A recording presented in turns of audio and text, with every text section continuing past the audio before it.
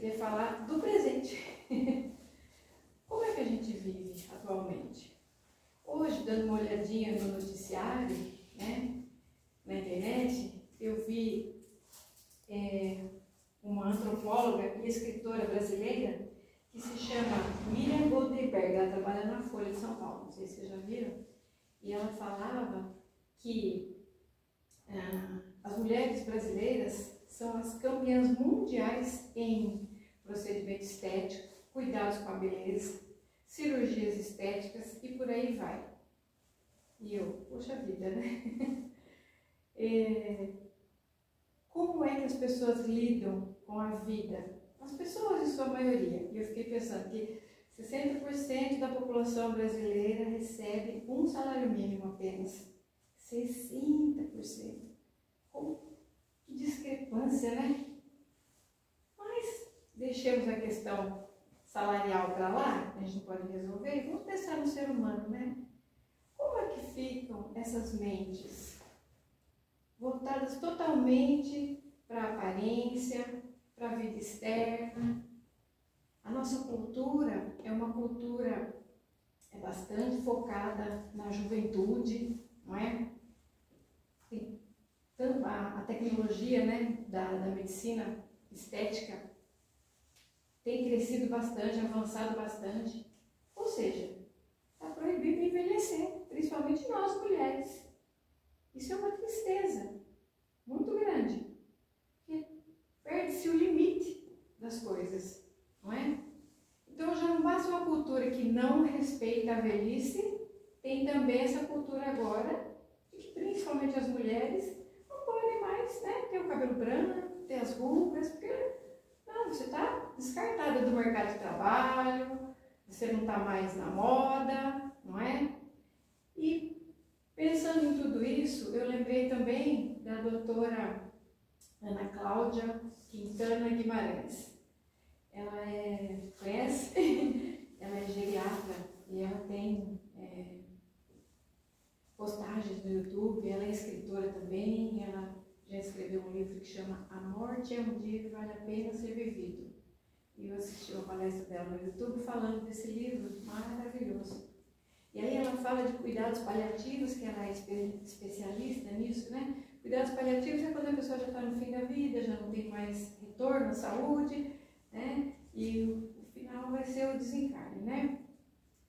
Então ela explica pra gente como nós não estamos preparados para envelhecer, como nós não estamos preparados para cuidar de um idoso na nossa família e como nós não estamos preparados para a morte dessa pessoa querida, de um amado nosso, e para a morte nossa mesmo. Por quê? Porque com essa vida de aparência, de valorizar tudo que é externo, a gente não pensa no final da vida. Quanto mais na vida futura, né? Que é o nosso tema de hoje. Então, o que é que está acontecendo com a nossa sociedade? O que é que acontece? Por que é assim? Os jovens, cada vez mais cedo, estão começando a fazer procedimento estético. Vocês já perceberam isso? 25 anos, a pessoa já está se sentindo velha. Já não quer ter mais o vinquinho no meio da testa, já quer colocar botox. As meninas cada vez mais novas pintando o cabelo, fazendo procedimento, já fazendo cirurgias, porque não gostou do nariz, que escolheu quando foi reencarnar, né? E aí a gente vai vendo para onde está focado esse pensamento, né? Onde é que estão se situando as pessoas hoje em dia? Porque falar de uma pessoa mais jovem é ok, mas os adultos, os jovens adultos e os adultos mais idosos, né, chegando perto da terceira idade, com esse desespero, sabe? Dietas miraculosas, sempre tem uma dieta da moda. Então, assim, né, tem que ser magra, tem que ser bonita, tem que ser sexy, tem que ser inteligente. Depois dos 40 já não tem mais mercado de trabalho. Então, as mulheres sempre sofrendo mais. Mas os homens também. Desde a fase do metrosexual aí nos anos 90, né? Também tem uma cobrança em cima da aparência masculina, né? fazer sobrancelha, vai fazer unha, não sei o quê. Ok, gente, nada contra, não estou aqui contra, viu? Nada disso. É pensar no que tudo isso faz na cabeça das pessoas. A gente precisa pensar, não é? Porque com essa mentalidade, né, gente, com todas as preocupações que a gente tem, porque não é só isso, a gente também tem que fazer sucesso, tem que ganhar dinheiro, tem que sobreviver. Não, não é só sobreviver, é ser mais, né? Ter mais. O que eu tenho é suficiente, mas eu não estou contente, eu quero mais. Por quê? Porque só tem valor aí no mundo o ter. O ser é deixar de lado. Por quê? Porque ninguém está olhando para o seu coração, não é mesmo? Ninguém está olhando para os seus valores verdadeiros. Ninguém está olhando para você. Aí para você se sentir gente, você precisa rebolar, né? Fazer tudo isso aí que a mídia está mandando, que os influencers estão mandando, que está na moda. E aí a gente se perde. E aí a gente fica pensando, para onde é que nós estamos indo? Porque todos nós, como está aqui no Evangelho, no capítulo que nós estamos estudando hoje, vou abrir aqui, para eu não errar as palavras, tá, gente? Eu não marquei porque eu não trouxe o meu. Aqui no capítulo 2, o que é que Jesus diz?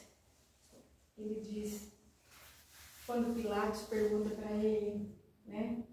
Sois rei? Ele diz, tu dizes que eu sou rei, mas o meu reino não é desse mundo. Se o meu reino fosse nesse mundo, as minhas gentes viriam me libertar para impedir que eu seja entregue aos judeus, não é? E aí Pilatos pergunta, então sois reis? Pois então sois rei? E aí Jesus responde, vós o dissestes, eu sou rei. Eu não nasci e nem vim a este mundo, senão para testemunhar a verdade. E qualquer que pertença à verdade, ouve a minha voz. Então, ele pergunta, né, Pilatos, que verdade? Jesus, não era hora de trazer as verdades todas que o ser humano precisa conhecer. Então foi preciso que o tempo passasse, que a ciência progredisse, a filosofia, as religiões, que tudo progredisse. E nós, né, nas nossas diversas encarnações, também evoluíssemos. Por causa da nossa infância psicológica, da qual nós não saímos ainda, nós já estamos assim, mais pré-adolescentes, vamos dizer assim, né? Jesus não podia contar tudo o que ele sabia. O que Jesus quis dizer quando ele diz, meu reino não é deste mundo? Ele diz, não é daqui.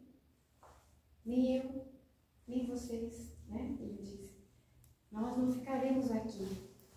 Tem um outro lugar, tem outros lugares, tem outras verdades para serem conhecidas, mas ainda não é a hora. E daí o tempo passou, nós amadurecemos e chegou o momento do nosso planeta conhecer o Espiritismo.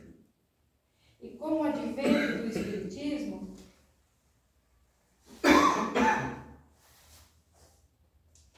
aí Jesus nos traz, desculpa gente, com o advento do Espiritismo, essas verdades que Jesus não poderia contar à época, elas já podem ser entregues para nós.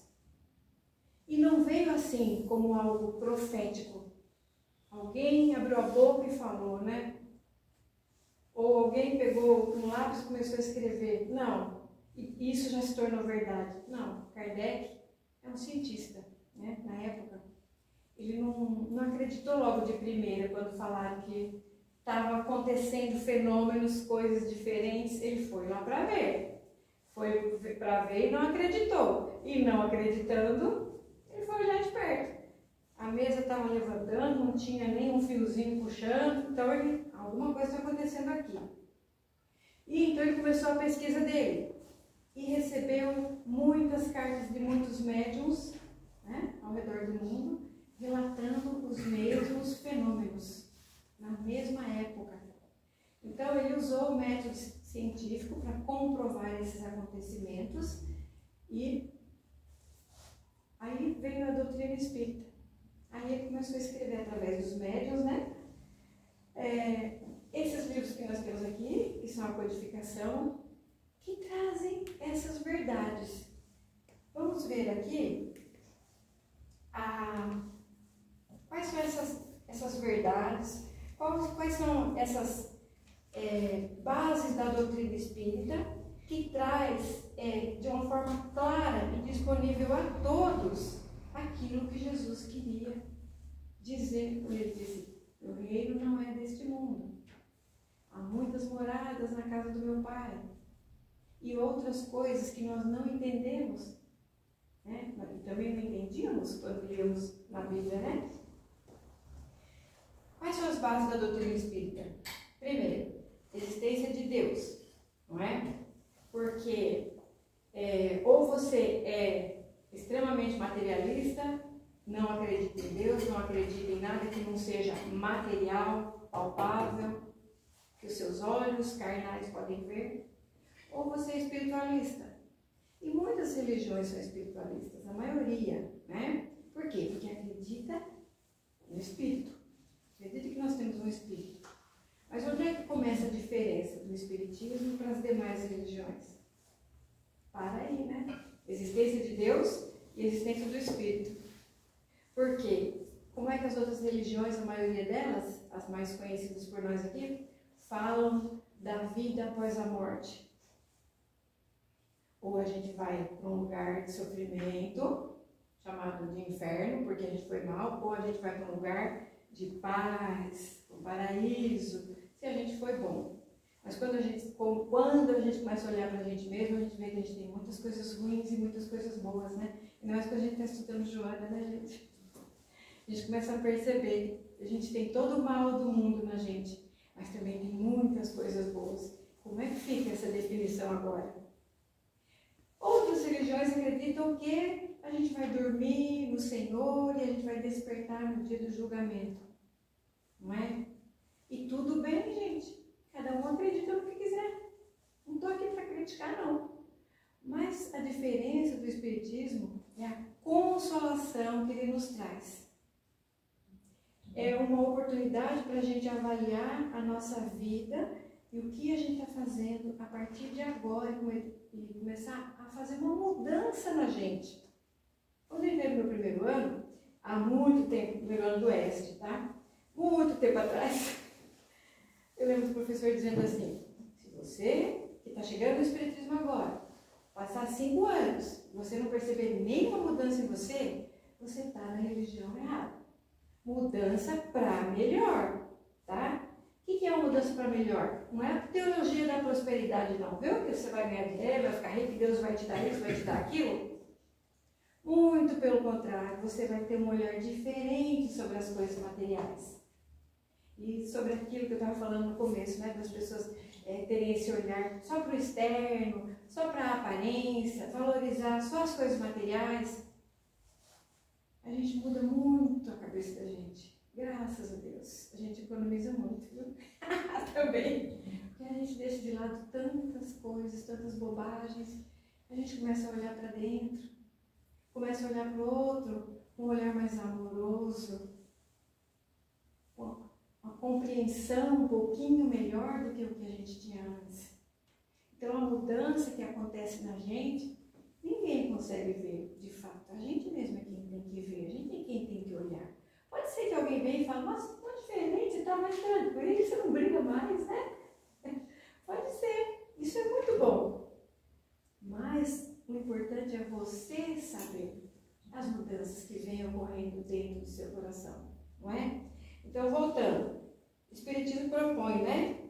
E nos traz aí a comprovação da essência de Deus, da essência do Espírito, da anterioridade da existência, ou seja, já nascemos muitas vezes, vamos nascer mais vezes. Uma vida só não é suficiente para a gente aprender tudo que a gente precisa aprender para evoluir, não é? Para crescer como espírito. Pluralidade dos mundos, como Jesus nos disse, né? Muitas moradas na casa do Pai. Os planetas não estão aí só de enfeite. Nós precisamos pensar muito sobre isso, né? Outra coisa que é muito diferente é a comunicação com os espíritos. O espiritismo coloca e comprova isso. Sim, é possível a comunicação com os espíritos desencarnados. Nossa, espírito encarnado com os espíritos desencarnados. E como isso é consolador? E quanta paz isso traz para o nosso coração? Porque a gente pode ter notícias dos nossos amados que já se foram. Porque a gente pode sentir a presença deles numa carta que eles mandam para a gente, se a gente desejar, se a gente estiver pronto para isso. Quanta consolação nos traz da gente saber que quando um filho nosso desencarnar, se ele for antes da gente, que a gente não deseja isso nunca, a gente deseja que as coisas ocorram pela ordem natural, né? Que os mais velhos vão primeiro. Você saber que o seu filho não está perdido, seu pai amado não está perdido, abandonado, está acolhido, que ele vive, que a vida segue, que tem uma vida após a morte física, que ninguém precisa se desesperar e querer morrer junto, porque o Espiritismo vem trazendo muita compreensão de que cada um tem o seu plano aqui. Cada um tem o seu projeto de vida. Muitas vezes a gente está tão desligado, a gente não sabe. Uma vez eu perguntei no estudo, como que eu faço para acessar meu plano reencarnatório? Porque eu estou querendo entender, está tudo muito confuso por aqui. E aí, o monitor, né, do estudo me respondeu, olha para a sua vida. Olha para cada setor da sua vida. Onde que está a maior dificuldade? É ali que você precisa trabalhar. Porque muitas vezes a dificuldade a gente quer correr dela, né? A gente quer enfiar a cabeça na areia igual uma avestruz e não pensar nos problemas. Eu vou cuidar do meu botox, eu vou pintar meu cabelo, eu vou comprar um sapato novo, uma bolsa nova, eu vou pro shopping porque eu mereço. Como eu falei no começo, olha para fora. Não se dá o trabalho de olhar para dentro, de se respeitar, de se acolher. E olha para as coisas mais difíceis da vida. Que parte que eu tenho, que eu sei que eu tenho que mexer, mas eu não quero, porque dói, né? Porque é difícil, porque dá trabalho evoluir. E a evolução é um dos preceitos do Espiritismo também. Nós viemos aqui para aprender, nós não vamos aprender tudo, não queira, tá? Só porque eu falei agora você vai querer correr, estudar tudo, ler todos os livros de uma vez? Não. Vamos devagar e sempre. A gente não pode desistir de estudar. A gente não pode desistir de tentar. A gente tem que seguir. Nós temos um caminho. E Jesus é o nosso condutor. É o nosso modelo, é o nosso guia. Então é isso. É não desistir. É estar sempre a posto, sempre atento, sempre olhando mais para si do que para fora. Mais para o que está dizendo o seu coração, a sua mente, do que a mídia aí, a internet, as redes sociais. Não cair nessa, porque é tudo ilusão. A verdade que a gente tem que saber mesmo é que nós não somos daqui. Para que dar tanta importância às coisas daqui? A gente veio passar um tempo. Mas a gente precisa trabalhar, né? Todo dia tem que levantar nesse frio e tem que ir trabalhar. Tem, porque a gente tem um corpo, né, para sustentar, para manter. Porque a gente tem uma casa que é material, né, que tem contas, que gera contas, gera gastos, então a gente precisa trabalhar. Mas o trabalho nos enriquece também por dentro. Mas o principal trabalho que a gente não pode deixar de fazer, e a gente deixa de fazer, é o autoconhecimento. É olhar para você mesmo, entender o seu planejamento reencarnatório. A minha pior dificuldade é com a minha sogra, então eu não vou mais fugir dela. Falar que eu não vou estar em casa no domingo, né? Que eu não posso ir lá visitar por causa disso daqui. Eu vou enfrentar. sabe? Vou fazer uma prece antes de ir, né? Para não correr o risco de virar uma confusão. Eu vou cuidar de mim, dos meus pensamentos, vou me preparar, mas eu vou, porque eu preciso. Aí você cumpre a missão, ai que alívio, deu tudo certo, não é, gente? É tão bom quando a gente sente que a gente está caminhando na estrada certa, no rumo certo. Porque quando a gente está confuso, perdido, não sabe para que lado vai, e aí a gente se perde nos vícios, nas paixões, a gente faz qualquer coisa para ficar na zona de conforto, no paraíso artificial, né? Da bebida, da droga, do sexo desregrado, do não tenho respeito por ninguém, faço tudo para me dar bem, quanto mais vantagem eu levar, melhor. Poxa vida, caminho torto, né? Vamos aí endireitar essas veredas, vamos procurar o caminho certo, aquele que Jesus nos ensina, e dá de graça para todo mundo. É só buscar. Mas tem que ter coragem de olhar para si, de olhar para os seus defeitos, para as suas dificuldades, acolher, aceitar com respeito e dizer, realmente eu preciso. Porque senão não dá, né, pessoal? Então o Espiritismo nos traz essas coisas, esses entendimentos da essência de Deus, que nós somos espíritos, que fomos criados por Deus, filhos dele que somos, né? Para ele que nós vamos voltar. Estamos fadados à perfeição relativa, porque a perfeição absoluta pertence a Deus. Então nós precisamos seguir esse roteiro, não é? Sabemos que não vivemos só uma vez, reencarnamos muitas vezes, não vivemos só aqui, não precisamos reencarnar só aqui, né? Podemos nos comunicar com os nossos entes queridos, vamos desencarnar, né? E vamos nascer mais algumas vezes, quantas forem necessárias. Nós somos espíritos individuais, não é aquela coisa, quando eu morrer eu vou voltar para o todo. Não, já estou individualizado. Então eu vou e volto como espírito que sou. Para quê? Para aprender. Aprender o quê? Nesse lugar, nesse vale de lágrimas, nesse planeta de expiação e provas, que só traz sofrimento, essa vida dura, difícil. Isso mesmo. Aprender a amar, a se fortalecer, a compreender o porquê da vida, o porquê das dificuldades. Tudo isso o Espiritismo nos traz. Tem resposta? Sim, para tudo que você perguntar. Para tudo. Ou quase tudo. Uma ou duas coisas eu ainda não consegui responder, mas daqui a pouco eu descubro, né? Então o Espiritismo vem ampliar as nossas consciências, abrir a nossa mente através da fé raciocinada, que se baseia não apenas em teorias, e sim no empirismo, porque Kardec, ele comprovou na prática. E está tudo aqui para a gente aprender, está tudo aqui para a gente também comprovar, não é? A fé na vida futura preenche os nossos corações, principalmente porque nós deixamos para trás aquele Deus vingativo e punitivo do Velho Testamento, não é? Nós não precisamos mais olhar dessa maneira. Por quê? Porque nós estamos aprendendo que nós merecemos amor. Por quê? Porque esse Deus é um Pai.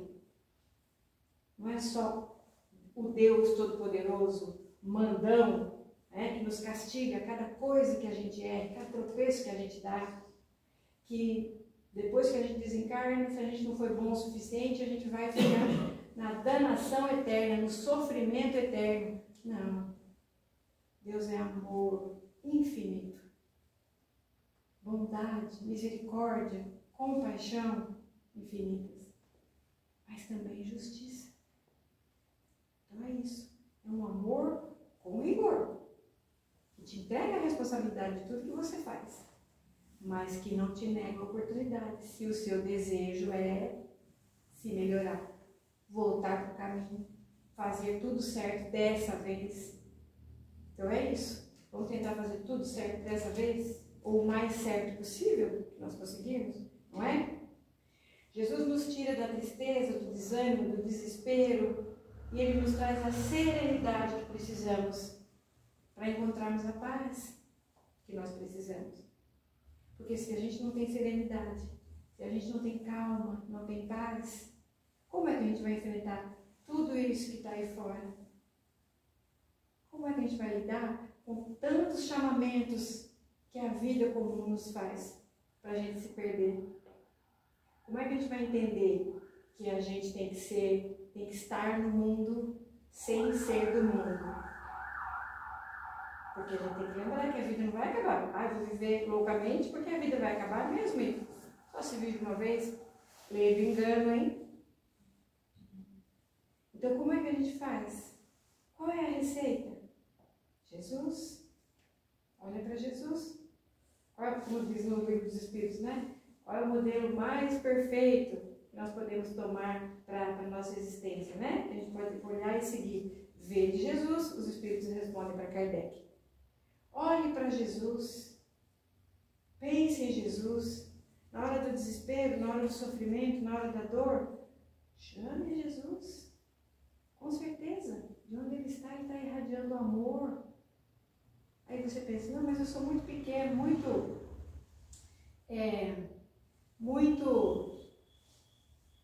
com a mínima importância, vamos dizer assim, palavra certa. Eu sou muito insignificante para Jesus lembrar de mim. E Deus, então, nem se fala, né? Porque Jesus ainda veio aqui, sabe como é que é o negócio aqui, né? Que é duro, que é difícil, que é complicado. Deus, então, quem sou eu na fila do pão para ele lembrar de mim? Olha a minha vida como que tá. Não, gente. Aí quando você vem para o Espiritismo, você vai entender por quê. Vai entender que a gente sofre sim aqui nesse vale de lágrimas, né? Nesse mundo de expiações e provas. Mas tudo tem um porquê. Se a resposta para essa pergunta, né? Você não acha na vida atual, está na vida passada. Porque Deus é todo justiça, como eu falei, né? Se Ele é todo bondade, Ele também é todo justiça. Então, é justo. Pode ser doloroso, pode ser difícil, mas é justo. Foi você que escolheu as suas provas. Porque todos nós temos condições de escolher as nossas provas antes de encarnar. E quando a gente vem preparado para vencer. Quando a gente não vence, porque a nossa preguiça domina. A falta de vontade, falta de coragem. Porque a gente aprende, né, com a sociedade materialista que eu acabei de falar, que a gente só tem que olhar para o que tem aqui. A gente não consegue, a gente só vive assim, né? Horizontal, a gente não consegue fazer essa conexão com o plano mais alto. Mas o Espiritismo nos traz tudo isso. Então o Espiritismo é uma mudança de vetor na existência da gente. Porque vai mudar os nossos comportamentos se a gente se dedicar a estudar, a compreender, a buscar, a participar de um grupo espírita, como é esse aqui nosso, que a gente convida sempre vocês a se manterem unidos conosco, né? E então, a gente vai sentindo toda essa diferença que eu comentei, e quando a gente menos imagina, já passou a vida, já passou o tempo, já passaram-se os anos, e você está ali, trabalhando, prestando serviço, sabendo que não é mais aquela coisa de, tá pedindo, não vou dar não, vagabundo, vai trabalhar. Não, quando eu estou doando, estou ajudando, fazendo alguma coisa de coração, quem recebe primeiro sou eu. Porque eu começo a entender como é que funcionam as energias. Toda vez que eu estou proferindo uma palavra no meu pensamento, ela impregna primeiro a mim de energia, com a sua energia boa. Se for negativa, também. A gente aprende a começar a corrigir os pensamentos, né? E agora já foi, já pensei. Mas tá bom, já entendi, né? Já corrigi, já não fiquei naquela vibração. Porque antigamente eu ficava, né? Ficava naquela vibração negativa. Hoje, quando a gente sente raiva de alguém, já fala assim, opa, vou deixar o estresse dele com ele. Não vou entrar nessa. E nisso a gente vai se modificando. Modificam-se os hábitos de pensamento, de atitudes, de ações, modificam-se as nossas palavras, a gente vai deixando para lá os palavrões, as palavras de baixo calão, as palavras chulas, a depreciação com os outros, até as piadas. A gente passa a não achar mais graça na piada depreciativa. Porque a gente aprende a respeitar o ser humano. Porque a gente se sente ser humano e quer ser respeitado também. E a gente entende que eu não vou receber aquilo que eu não emanar. Não adianta eu jogar lixo e esperar receber o quê? Flores? Jamais. Vai esperando, né? Não é assim que funciona. A gente vai entender como funciona. Quando você pensa que não, desencarna, chega lá do outro lado, vai conversar com seu mentor e ele fala, nossa, olha como você saiu daqui. Aí ele mostra ali na tela, né, como que você era na encarnação anterior, nas anteriores, quanto você melhorou, quanto você progrediu. E aí ele te pergunta, por onde você andou?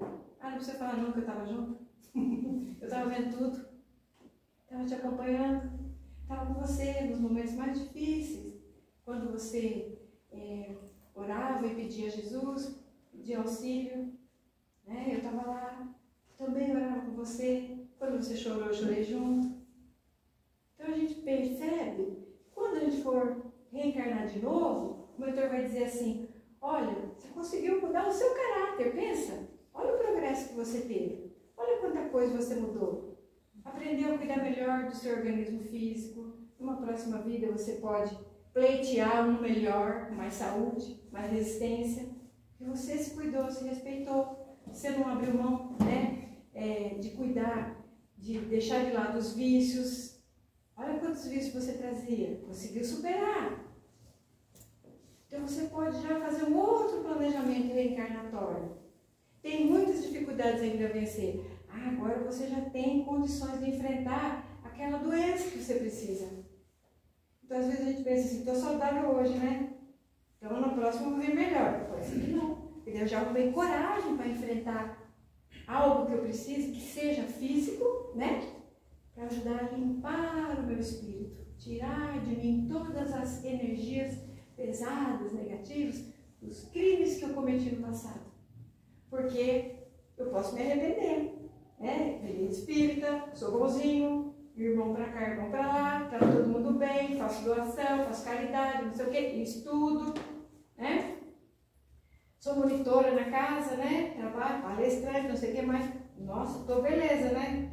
Aí eu desencarno, olha só tanta coisa. O arrependimento é importante, mas é só a primeira fase, né? Só a primeira fase. Depois vem o quê? A expiação e a reparação. Então eu vou passar por aquilo que eu fiz o outro passar e depois reparar. Eu vou receber aquele que eu matei, que eu enganei, que eu vilipendiei, que eu destruí a vida. Receber como um irmão, como um filho, como um esposo. Todo esse caminho eu vou ter que fazer. Porque lembra? Deus é bom, mas Ele é justo também. Essa é a forma que Deus tem. A reencarnação. De fazer com que a gente fique de bem com todo mundo. Sabe? É uma fila enorme, né? Que eu tenho que enfrentar. Mas tudo bem. Porque eu estou aprendendo a fazer isso. De uma maneira respeitosa, comigo, com eles. De uma maneira amorosa. E Jesus falou, no mundo tereis tribulações, mas tenha de bom ânimo, porque eu venci o mundo. E tudo que eu posso fazer, vocês também podem.